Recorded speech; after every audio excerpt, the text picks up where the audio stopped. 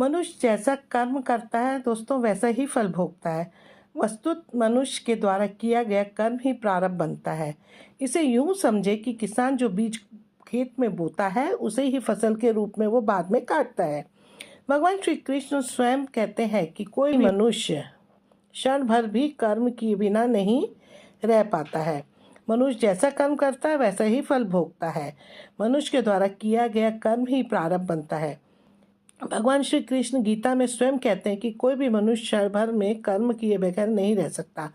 आज के परिवेश में अगर हम विचार करें तो ये आवश्यक है कि क्या हम 100% दिन प्रतिदिन जो कर्म कर रहे हैं वो हमें जीवन में ऊंचाई की तरफ ले जा रहे हैं, या फिर इस संदर्भ में कहीं लापरवाही हमें नीचे तो नहीं गिरा रही। हम अच्छे कर्मों के सहारे स्वर्ग में जा सकते हैं और बुरे कर्मों के द्वारा नरक में। मानव के पास ही प्रभु ने शक्ति प्रदान की है कि अपने अच्छे कर्मों के सहारे वो जीवन नैया को पार लगा सके। परमात्मा का हिसाब बिल्कुल साफ है। अच्छे कर्म करोगे तो उसका अच्छा फल मिलेगा और बुरे कर्मों का फल बुरा होगा। वो कभी ऐसा जोड़ घटाना नहीं करता कि अच्छे कर्मों में से बुरे का फल निकालकर वो फल दे दे। जो जैसा करता है उसे वैसे ही भोगना पड़ता है।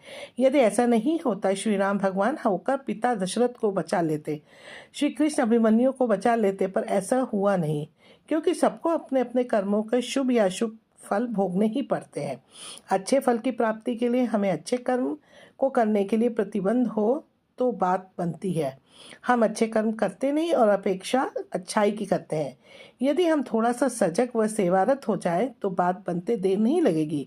अच्छे कर्मों से यदि स्वर्ग मिल जाए तो उसे स्थायी नहीं समझना चाहिए। स्वर्ग का सुख ऐश्वर्य भोगने के बाद इंद्र जैसे लोगों को भी अच्छे कर्मों के अभाव में पुनः विभिन्न प्रकार की योनियों में भटकना पड़ता है। प्रभु कृपा से जीवन में यदि सत्ता, संपत्ति व सत्कार मिले तो उसे बचाए रखने के लिए यह आवश्यक है कि हम अपने अच्छे कर्मों में बढ़ोतरी करें, जीवन के सच्चे मूल्यों को समझें। प्रभु प्राप्ति में जो कर्म सहायक हो उन्हें ही करने का प्रयास करें। प्रभु को अपने से ज़्यादा उसके बनाए गए नियम प्रिय हैं। जो नियमों में बंध कर जीवन यापन करता है वो लक्ष्य की प्राप्ति निस्संदेह करता है। कर्म को यदि हम पूजा बना लें तो बंधनों से मुक्ति भी संभव है। अब दोस्तों हम ये देखते हैं कि कर्मों का सिद्धांत जो है बहुत कठोर है। जहाँ अच्छे कर्म व्यक्ति के जीवन को प्रगति की दिशा में ले जाते हैं तो बुरे कर्म उसे पतन की ओर ले जाते हैं। धर्म ग्रंथों के अनुसार भी मनुष्य को किए हुए शुभ या अशुभ कर्मों का फल अवश्य भोगना पड़ता है। गोस्वामी तुलसीदास जी ने भी रामचरितमानस के माध्यम से यही बताने का प्रयास किया है कि जो जैसा कर्म करता है उसे वैसा ही फल भुगतना पड़ता है। इसीलिए ये जरूरी है, ये आवश्यक है कि हमें अपने कर्मों का लेखा जोखा रखना चाहिए। हमारा अगला जन्म किस प्राणी के रूप में होगा ये सब कुछ हमारे कर्मों पर ही निर्भर करता है। अनेक जन्मों में किए हुए कर्म हमारे अंतःकरण में संग्रहित रहते हैं, वे संचित कर्म कहलाते हैं और इससे हमारा प्रारब्ध बनता है। इसलिए भगवान श्री कृष्ण ने गीता में कर्म को प्रधानता देते हुए ये स्पष्ट किया है कि व्यक्ति की यात्रा जहाँ से छूटती है अगले जन्म में वो वहीं से प्रारंभ होती है।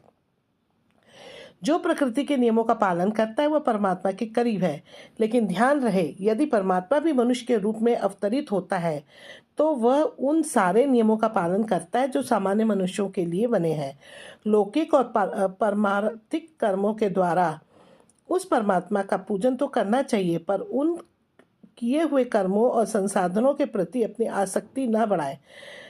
मात्र ये माने कि मेरे पास जो कुछ है उसे परमात्मा का दिया हुआ है, हम निमित्त मात्र हैं, तो बात बनते देर नहीं लगती। कर्म को पूजा मानते हुए व्यक्ति जब राग द्वेष को मिटा देता है तब उसके स्वभाव की शुद्धि होती है। उसके लिए समूची सुधा एक परिवार दिखती है। उसका हर कर्म समाज के हित के लिए होता है। साधारण तौर पर हम कह सकते हैं कि कर्म भी किए बगैर व्यक्ति किसी भी क्षण नहीं रह सकता। कर्म हमारे अधीन है, उसका फल नहीं। महापुरुष और ज्ञानी जन हमेशा यही कहते हैं कि अच्छे कर्मों को करने और बुरे कर्मों को परित्याग करने में ही हमारी भलाई है। किसी संत से एक व्यक्ति ने पूछा कि आपके जीवन में इतनी शांति, प्रसन्नता, उल्लास कैसे है? उस पर संत जी मुस्कुराए और उन्होंने कहा कि अपने कर्मों के प्रति यदि आप आज से ही सजग और सतर्क हो जाते हैं तो ये सब आप पा सकते हैं। सारा खेल कर्मों का है। हम कर्म अच्छा करते नहीं और फल बहुत अच्छा चाहते, ये भला कैसे संभव है? कर्मों के फल को लेके बहुत ही प्रेरणादायक स्टोरी बता रही हूँ और इसे कृपया आप ध्यान से सुनिएगा। एक पंडित जी व चोर प्रतिदिन शिव मंदिर जाते थे।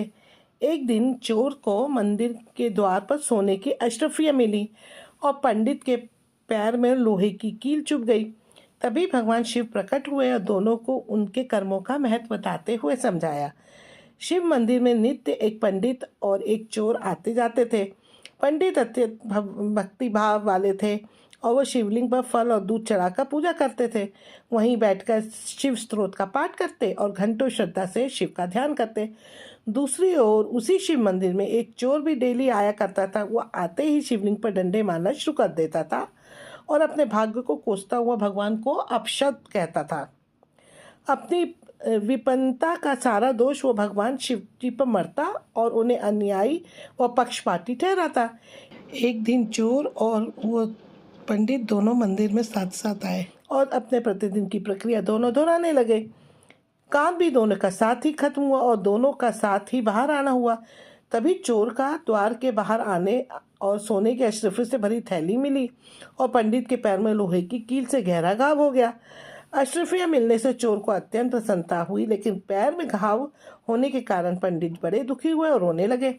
तभी भगवान शिव वहाँ प्रकट हुए और पंडित जी से बोले, पंडित जी, आज के दिन आपके भाग में फांसी लगनी लिखी थी, किंतु मेरी पूजा करके आपने जो सत्कर्म कमाया है उससे आपकी फांसी की सज़ा जो थी वो एक गहरा घाव में बदल गई है। इस चोर को आज के दिन राजा बनकर राज सिंहासन पर बैठना था, किंतु इसके कर्मों ने इसे केवल स्वर्ण मुद्रा का ही अधिकारी बनाया। जाओ अपने कर्म करो। तो दोस्तों, इससे हमें क्या स्टोरी से निष्कर्ष हमने निकाला कि अपना भाग्य निर्माता स्वयं हम ही होते हैं। यदि वो अच्छे कर्म अगर हम करते हैं तो सुपरिणाम के रूप में हमें बेहद अच्छा भाग्य मिल पाते हैं, और अगर हम गलत काम करते हैं तो जो उसका फल होता है दुर्भाग्य का पात्र बनाता है हमें। अगर आज की स्टोरी मेरी आपको पसंद आए तो आप इसे लाइक शेयर ज़रूर कीजिएगा, और जो लोग नए देख रहे हैं वो अलका शादा चैनल को सब्सक्राइब करना